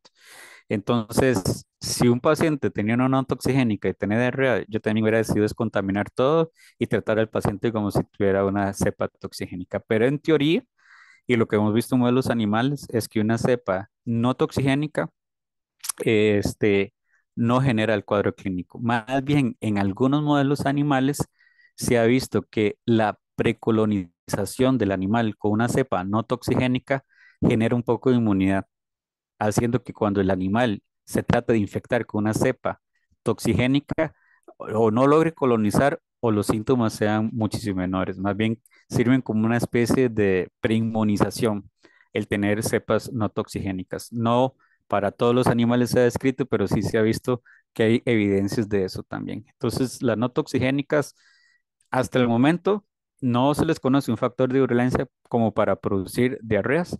Tienen importancia a nivel como reservorios de resistencias, de factores determinantes de resistencia a los antimicrobianos y finalmente pueden estar coinfectando con algunos otros genotipos circulantes. Doctor García. Sí, Carlos, yo tengo un par de dudas con respecto a las cosas que has mencionado. Una de ellas es con respecto a la técnica de MLST, Ujú. que obviamente no mostraste muchos resultados. El MLST tiene la particularidad de que se monta con genes seleccionados, particularmente que pertenecen al core genome, es decir, que lo tienen todas las cepas en particular. Bien, y una de las cosas que estaba mencionando era que justamente eso es una bacteria muy variable y ahí me disculpan la redundancia, son bacterias muy variables en la porción variable del genoma, que es una porción relativamente grande, mientras que el MLST registra los cambios que se dan en el core genome, es decir, las personas que no son, digamos, variables en el genoma de la bacteria. En este contexto, ¿qué tanta información les brinda a ustedes en comparación con las otras técnicas el MLST con respecto a la ribotipificación o el uso del Pulfil Gel electroforesis? Sí, de hecho nos da muchísimo más información. Tal vez no lo puse en la presentación por la mala decisión que yo dije que tal vez daba muchos números y muchos genotipos, pero tenemos los genotipos de todas esas cepas que yo les mencioné. Incluso la gran ventaja, como menciona Fernando adicionalmente, es que permite agruparlos en clados o en clúster así. Y nos ha permitido dar un mayor seguimiento epidemiológico de cómo han evolucionado esos diferentes, no solamente el sequence type, sino también cada uno de los clados. A nivel internacional hay descritos 5 clados para difíciles, más unos 2 crípticos que están como en proceso de asimilarse, llamémosle así. Y entonces, sí, en efecto, la técnica del sequence type nos da muchísimo más información eh, a modo más, tal vez un panorama mucho más amplio, nos permite también hacerlo a una mayor cantidad de cepas. Y ahorita lo que se usa es como los tres todavía. Todavía se utiliza menos el NAP, pero se utiliza todavía más la ribotipificación. Entonces, contestándole, sí, lo hemos hecho. Prácticamente ya ahorita no ribotipificamos. Los últimos del 2020 para adelante solamente se hacen determinaciones por sequence type eh, y nos da muchísimo más información. Por ejemplo, un trabajo que publicamos con un estudiante de maestría, trabajamos con el clado 2. El clado 2 de difíciles están las cepas que se han propuesto que son hipervirulentas, como la NAP1027, pero ya también otro grande cantidad de NAPs y de ribotipos están en ese clado. Y vimos, pues, que empezando de que la propuesta a nivel internacional es que ese clado es hipervirulento, los pusimos sobre modelos animales, hicimos diferentes caracterizaciones y vimos que algunas cepas de nosotros que también caían dentro del clado también tenían ciertas características de ser cepas hipervirulentas. Entonces, sí, la información del sequence type inicial incluso le da a uno mayor información para luego irse a experimentos o a conclusiones más biológicas y más fenotípicas. Ahora, si se ha visto relacionado con perfiles de resistencia, prácticamente la resistencia es un problema en cualquiera de los sequence type y de los clados de difíciles que usted analice. Es algo que trasciende más allá esos genes housekeeping que están ahí en el core genome. Claro. Mira, Carlos, y esta otra duda que me quedó en una de las respuestas que diste. Esta es una bacteria, vamos a ver, que tiene muchos fenotipos de resistencia a muchos de los antibióticos, pero esos fenotipos de resistencia que vos mostraste son como los antibióticos que pueden inducir la disbiosis para que la bacteria se implante. Los antibióticos que se utilizan para tratamiento de esta infección, vancomicina y metronidazol, las bacterias siguen siendo muy sensibles. O sea, prácticamente mostraste unos pocos casos en donde uno ve una susceptibilidad disminuida. La pregunta es, ¿por qué hay pacientes que aún así con cepas que son sensibles a vancomicina o a metronidazol, son pacientes en donde la terapia no funciona, se complica, es por una condición del paciente, es por una condición de los antibióticos, es una condición, no sé, de qué tipo, y son pacientes que son candidatos al trasplante fecal? Claro.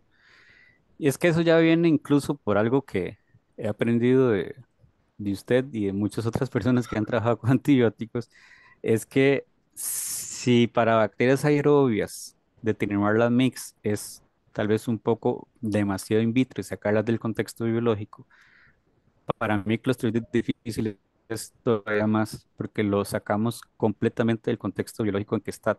Por ejemplo, es capaz de formar biopelículas bacterianas. Se ha visto que estas sequence type 2 que yo les acabo de mencionar, que se consideran hipervirulentas, tienen una gran capacidad de formar biopelículas bacterianas. Hace unos meses tuve la oportunidad de colaborar con un grupo de Brasil donde yo estuve un tiempito y comparamos la capacidad de formar biopelículas de diferentes sequence type. Y se Ujú, vio sequence type aislados en Latinoamérica. Y se vio que los sequence type asociados con perfiles hipervirulentos tienen muchísimo más capacidad de generar biopelículas. Entonces, una de las respuestas que uno podría pensar en lo que estamos hablando es que estamos midiendo a una bacteria aislada en un plato de Petri, ¿verdad? El contexto biológico puede ser muchísimo más complejo. Tenemos un intestino destruido, tenemos posiblemente un desequilibrio hidroelectrolítico por la diarrea severa que hay, puede ser que hayan otras bacterias, no sabemos ciencia exacta qué es lo que le está quedando, porque en el disbiosis intestinal es una alteración, pero no una parrilla completa de microorganismos. Se ha postulado que algunas coinfecciones con algunos otros clostridios pueden hacer también que sean más severos y algunos eventos inherentes de la bacteria biológicos como la formación de biopelículas bacterianas. Y adicionalmente a eso, la presencia de esporas también. Fer, es otro de los causas ujú. que se ha visto que puede ser un abordaje terapéutico, pero ya se ha demostrado que esporas pueden quedar en la submucosa del intestino insertas ahí y que por alguna razón pueden salir y haber una nueva recurrencia. Ujú, Y ujú, la vancomicina, pues no nos hace nada a las esporas. Entonces, todas esas como ideas podría ayudar tal vez en que, además de la condición del paciente y todos otros contextos más médicos, puede ser de que no resuelvan bien algunas de las infecciones. Entonces, la mix de vancomicina, al fin y al cabo, podría ser una falsa ilusión de si va a servir o no la vancomicina. En el caso de la vancomicina particularmente, eso es un antibiótico que en general se utiliza por vía intravenosa. Ujú. Hay versiones de la vancomicina que sea para ruta gástrica enteral. Aquí en Costa Rica, lo que hemos tenido experiencia nosotros en los hospitales es que toman las ampollas, que son vía parenteral, les hacen una preparación en la farmacia y se las dan vía oral. Ok, ok. Pero, Mira, pero en investigación se consiguen presentaciones orales para animales. No sé si habrán orales. ok. Mira, y otra consulta es con respecto al fenotipo, digamos, de susceptibilidad al metronidazol. Ujú. Es la resistencia al metronidazol, medirla, cuantificarla, estudiarla es enormemente complicada. Muy Es complicado. enormemente complicada. Porque no da un fenotipo muy sencillo, sino que es un trastorno metabólico lo que puede generar esa resistencia. Si uno no cultiva la bacteria en esas condiciones en particular, pescar esa resistencia al metronidazol es muchas veces muy difícil, es muy difícil. Yo por la experiencia que tuve en los estudios con Helicobacter pylori, medir la resistencia o el fenotipo de resistencia al metronidazol dependía muchísimo, muchísimo de las condiciones de cultivo. En algunos casos el rasgo se manifestaba, en otros casos no. Siendo el metronidazol una droga muy usada en Costa Rica, no tanto como antibacteriano, sino que históricamente se ha usado como antiparasitario, creo que se sigue usando así, este, porque hay tan poca resistencia al metronidazol. La respuesta a la que usted acaba de mencionar, Fernando, que yo cuando empecé a trabajar, ya empezamos a recordar años, ¿verdad? Cuando yo empecé a trabajar en la maestría, si usted se acuerda, yo empecé a trabajar con bacteroides y una de las resistencias que medíamos en ese momento era metronidazol. Y hemos visto eso, lo que usted decía, que era un fenotipo incluso inducido, de que en un primer aislamiento se veía, uno lo aguardaba y ya prácticamente los siguientes elementos ya el fenotipo se había perdido, porque sí, era redondeamiento metabólico y no alteración de blancos, etcétera. Con metronidazol se ha propuesto hace pocos años de utilizar algunos suplementos a la hora de hacer el e-test, por lo menos. Eh, Creo que esos suplementos son derivados precisamente de ácidos biliares. Sin embargo, eso se describió hace poquito. Mm, Entonces, toda la información que yo les acabo de dar es como con la batería de pruebas que eran aceptables en ese momento. Pero claro. entonces, es correcto. Esas mix de metronidazol no hay que interpretarlas a la ligera, porque en ese momento era lo que se podía hacer, pero no necesariamente es un reflejo de eso. Adicionalmente a eso, no se habían descrito el mecanismo de resistencia como tal, claramente porque muchas veces pues no estaba muy claro. Ahora sí, en un paper de Nature, un grupo de investigación publicó que posiblemente hay un plasmid que está relacionado con este fenotipo, que también es fácilmente perdible, ¿verdad? Entonces proponen también que aislar las bacterias desde un principio en presencia de metronidazol es otra técnica para mantener ese fenotipo inducido. Pero entonces sí, las pruebas vienen a complicarse. Hace 2 años replantearon cómo hacerlas y hay una Mm. propuesta hace 5, 4 años de que hay un posible plan. Posiblemente a futuro. Ah, bueno, y además de eso, Estados Unidos y la Unión Europea lo sacaron de sus guías, entonces no hay mucho interés Metronidazol. en estudiar metronidazol, correcto. Sí, Entonces, eso aquí en Costa Rica lo que hemos todo hecho, lo dura para el tercer mundo. sí, ahora es un problema del tercer mundo, sobre todo de que en Costa Rica en algunas partes se sigue considerando el metronidazol como una opción para anaerobios y para difíciles, Ujú. incluso para pensar en infecciones intraabdominales por anaerobios, por ejemplo. Pero sí, hay que interpretar no a la ligera esas mix de metronidazol. Y las de vancomicina también. Por eso fue que fui tan cauto, puse asteriscos, no se vaya a interpretar de que ya hay resistencia a vancomicina en Costa Rica difíciles, sino se necesita un poco más de análisis de ese fenotipo que estamos viendo con vancomicina también. Mira, con respecto a esos puntos de corte para vancomicina que pues estabas mostrando, es con respecto a la vancomicina en plasma, supongo. Correcto, Eh, ¿cuál exactamente. cuál es la concentración terapéutica a la que se llega cuando se da la dosis de este antibiótico vía enteral? ¿Eso tienes el dato? No tengo el dato. Si existe, no lo he leído y he leído bastante de difícil en los últimos años.